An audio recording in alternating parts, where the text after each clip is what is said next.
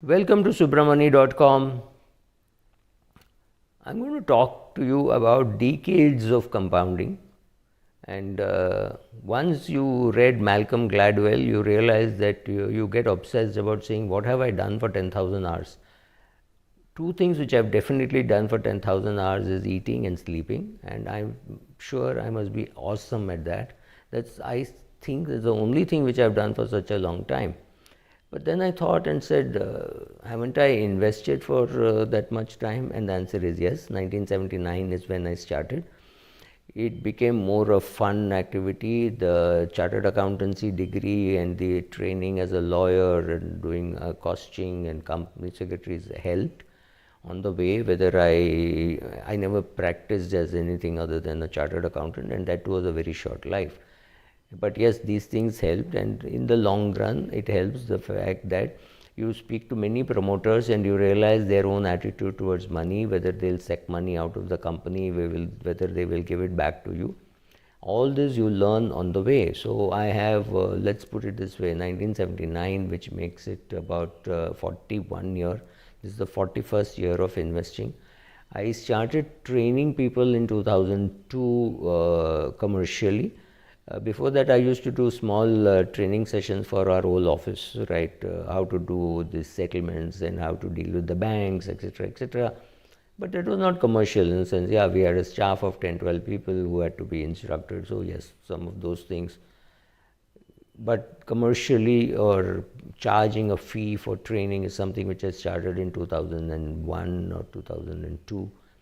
And so that's 2 decades of that, and I started cycling and running. Don't look at me that way.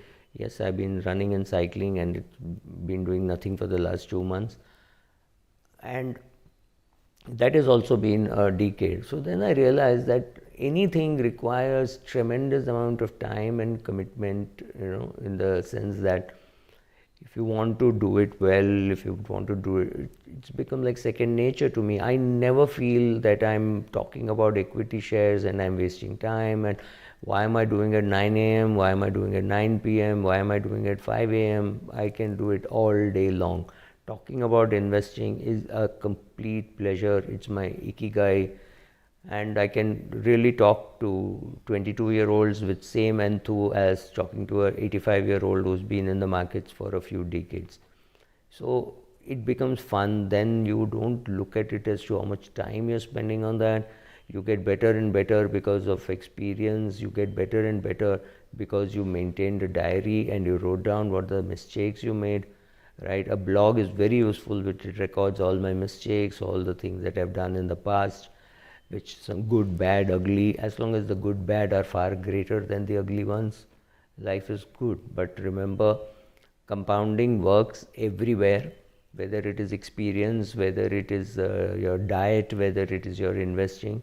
So even if you have invested in your diet, in the sense that you observe what you're eating and you're very clear about what you're eating, and you know that what it is, this food is going to do for you, right? So exactly the same thing is what you should be doing even in your investing. You should know why you're investing, what you're investing, and give it a lot of time, give it compounding effect. Once you do all that, you create good wealth, you did create good health, and that's what you set out to do, right? Thank you. I should be calling this Decades of Compounding Part 2. I said, I've got 40 years of investing experience. So let me just quickly summarize the learnings from it. One, you don't need academic brilliance. You need basic intelligence. You don't need to be brilliant. Yes, if you're brilliant and you understand better, but I've known India's top 2 investors, I will not name them. Let's say both are chartered accountant. One is a rank holder and one is a guy who passed after 3 attempts. So does it take away from the fact that a person who's taken 3 attempts is not as brilliant as the other guy? Actually, it makes no difference. Both have their own styles, both have made a lot of money, and I'm not getting into what their names are. So, right, so academic brilliance helps, but academic brilliance not being there should not stop you from creating wealth for yourself in the long run. Meeting smart and brilliant people is always useful. Absolutely, their ability to understand, and that way I should thank my clients. So, because I've been to the Supreme Court and the high courts of various parts of the country. I've been to Indore, I've been to Chennai, I've been to Mumbai, of course, been to Delhi, all these high courts. You meet some of the sharpest legal brains, and they're really brilliant, right? If I have to point out one person whom I met who was brilliant, it would be unfair to name one, so let me name two. Ram Jethmalani and Justice J.C. Shah. If you're old enough to remember the Shah Commission, which went into seeing what Indira Gandhi's excesses were, right? That J.C. Shah. These are two guys, both from the legal field, absolutely brilliant. You just had to tell the P of your problem, and the solution would be there with you. I mean, I met many lawyers, right? Many practicing lawyers, including many who are alive today. I met K.K. Venugopal, I met Fali Nariman. It's not to say that these guys are not brilliant, but if I have to give you one name which stands out, it had to be Ram Jethmalani and maybe J.C. Shah, but Ram Jethmalani even above that, right? You don't have to be something special to make money in the market. You don't need godfathers, right? Shah Rukh Khan made a career for himself in the same film industry where people with godfathers struggle. Ditto for equity markets. People who are today with net worth of 10,000 crores plus, most of them have created almost all the wealth by themselves. Some with listing, some without listing, right? That's not funny, that's huge. Some of our fund managers have created that much kind of wealth for themselves and much more wealth for their investors, right? So they have created wealth. I mean, Deepak Parekh is another name which comes to mind, saying, I don't know whether that man is brilliant, but the kind of wealth he has created in terms of upwards of 100 billion US dollars is not something small, right? As to be a good investor, the CA degree is extremely useful, and I'm not saying it is the only degree which is useful. I'm sure an engineering degree mapped with an MBA could be useful, but if you want to make you're investing your career and you're young and you're 15, 16 and your dad or mom has asked you to look at this video, believe me, the best degree to get is the Chartered Accountant's degree. Go and get the CA degree. In the meanwhile, if you also get your CFA degree, that's great.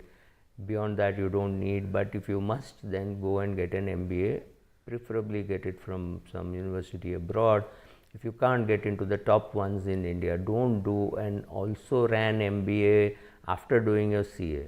Either you go to IIM Ahmedabad, go to ISB, when I say IIM, I mean Ahmedabad, Bangalore, Calcutta, Kolkata, however. So the old ones, XLRI should be good, right? So go somewhere, learn the skills, meet good, smart, intelligent people. If you don't get into some of the top ones, maybe going abroad might make sense, but that depends on your budget. But a degree is always useful.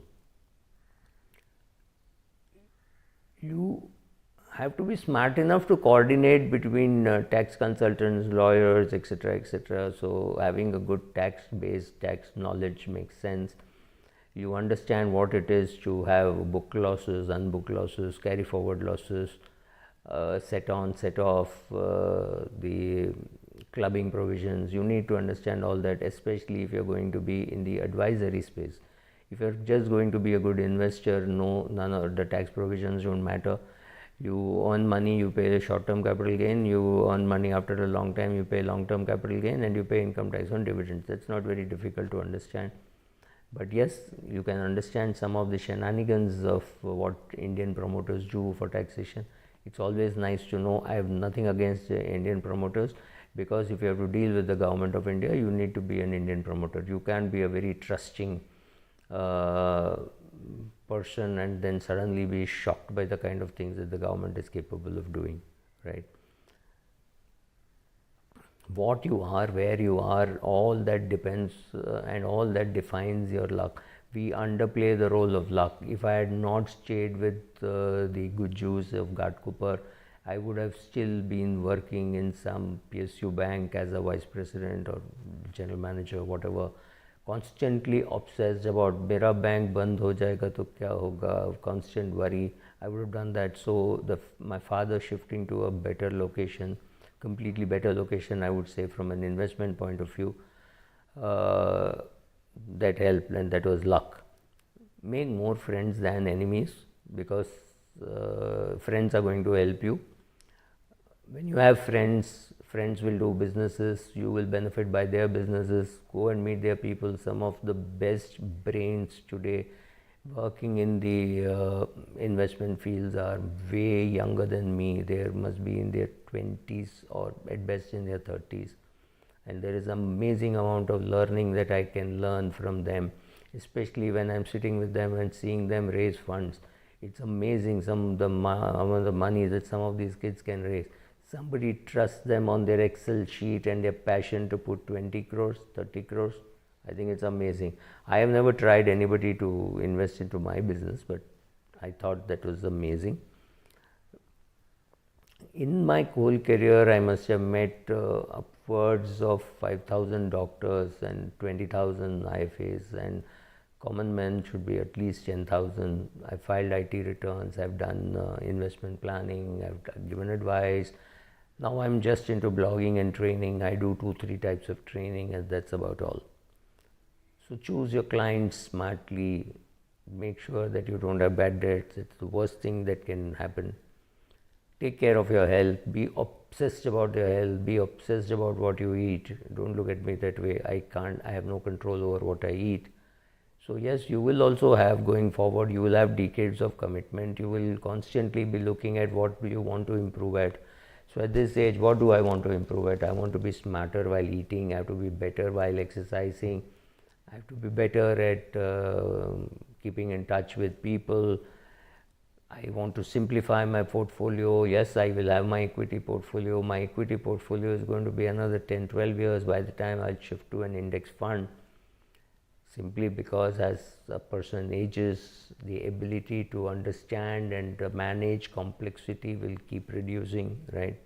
So 70, 72, 75, whatever be the age at which you want to simplify your portfolio, or you find somebody who is going to manage it, younger kid, older kid, whoever, your kid is going to manage, you trust the kid anyway, so sit with the kid, teach, and do that, or find a friend's kid.